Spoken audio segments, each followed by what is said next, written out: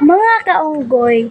Samahan niyo ako mga kaunggoy. So, nakita ko nila Pearl na nag-video dito. So, dun sila mga kaunggoy naglalaro. So, samahan niyo na ako. Papuntahan natin sila mga kaunggoy. Tara na. So, nandoon sila mga kaunggoy. So, nandoon sila mga kaunggoy. Naglaro sila sa bongbong. Ito na lang damang sulat ng bongbong mga kaunggoy. So, itatakot natin sila mga kaunggoy na tatakutin sila ng multo. So, samahan nyo ako para... Yes? Diyan lang kayo Wait lang. So, tatakutin natin sila mga kaunggoy na may multo. So, samahan nyo ako. At dito ako magtatago mga kaunggoy. Dito. Kita niyo naman na ang laking bangal dito. Ang kanal, laki ng kanal dito. So, dito ako magtatago. So, samahan nyo na ako ni Bayot. So, nandoon sila mga kaunggoy, naglalaro sila mga kaunggoy. So, samahan natin, sabihin natin sa kanila, may multo. Anong reaction nila, guys. So, yun sila mga kaunggoy, naglalaro sila. Kita niyo naman. So, samahan nyo na ako, puntahan natin sila, guys. Okay. Hoy! Kita nyo, alam nyo ba na may multo dyan? Kanina nakita ko yung babae na naglalakad dyan. Tapos nakaputi siya ng polo. Tapos naglaro kayo dyan. Tapos dalawa silang babae na naglalaro dyan ng damdam baby din. So huwag kayong maglaro dyan. Tago tayo guys. So, nagtago tayo, guys. Hindi nakaalam nila, guys. Doon sila, guys, tatakbo sila dun, guys. Kita nyo naman, guys.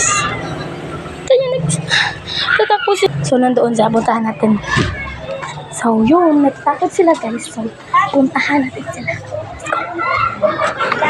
Pearl! Ito nga kayo. It's a prank! It's a prank! So sa totoo talaga, meron talaga yan, multo dun. Tapos, sabi kasi ni ate ko na may multo daw dito sa bahay na to.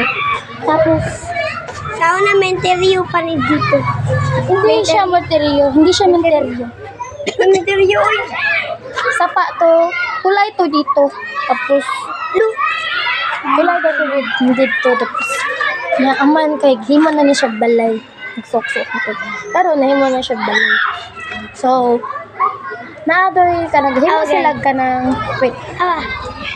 gahimo sila ka ng kuan, kanang pratai ba? CR. CR. Yan ako na yung babae nga, naglakalak ulit mo ito, nahulog ang babae mo ito, natagak mo ito, ara na kung okay. Alam nyo, yung itong bahay nito is, lang to, gipalit pa ni, 200,000. Dili. Nila Ate Gisa. Oo, gipalit. Sila Boss Arnie ang gapoy diri. Ambot lang sad ganun ning lakaw sila. Tapos diri na nang tog ato. Ari na nang tog ato. First nga balhin sila. Mao to kay na si Perlan nga diri kunong diri na siya nakitaan nga babae na naglalakad. Tapos kami natutulog lang kami, tapos si Perlan is natatakot siya. Tapos pagkadlaw naman kay ngihingi si ate nako. Tapos yun, parang yung CR daw nag-aagas ng tubig. Tapos natatakot kami pag umaga dyan, nagsuka-suka daw yung ate ko. Tapos nagsi-cellphone, tapos nabi-video siya, tapos may siyang nakita na babae. So yun po talagang sinabi niya na. So yan,